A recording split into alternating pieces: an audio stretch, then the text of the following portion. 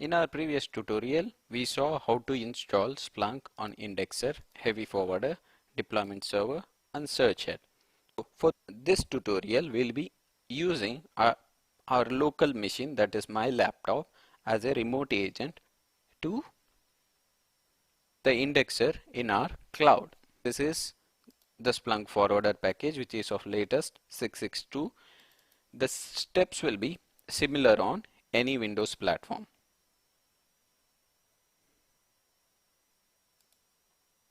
Just check this box so that we are accepting license, and there is a customize option to change the default Splunk installation directory. We have also seen the default Splunk home when we are going through the directory structure of Splunk. This is your default Splunk home. If you are installing full Splunk instance, it will be C program file Splunk. For this tutorial, we'll be showing a demo of Splunk Universal Forwarder installation, which is similar to as Splunk Enterprise. So I'll keep this default setting as it is, and I'll be clicking next.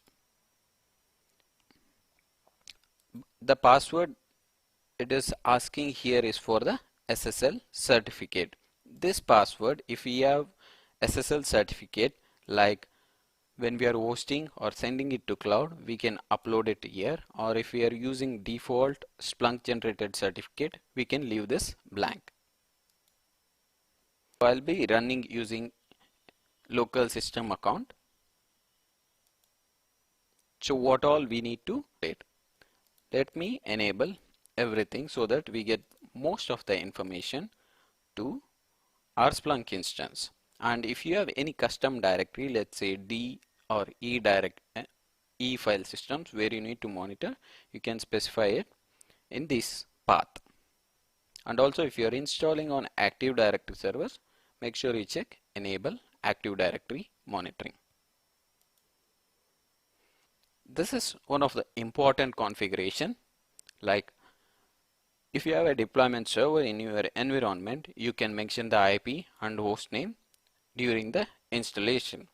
We'll come to this part when we are configuring our deployment server, how to add this configuration as part of the installation or as part of using Splunk CLI or using configuration files. As of now, leave this blank, continue.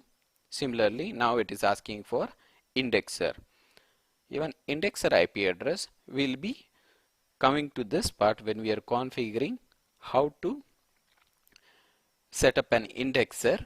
Then we will be updating this configuration in your universal forwarder, and we'll be showing three methods: Splunk CLI, editing configuration, and we have completed all this installation, but still those instances have not started up. We're going to configure them one by one and start those instances.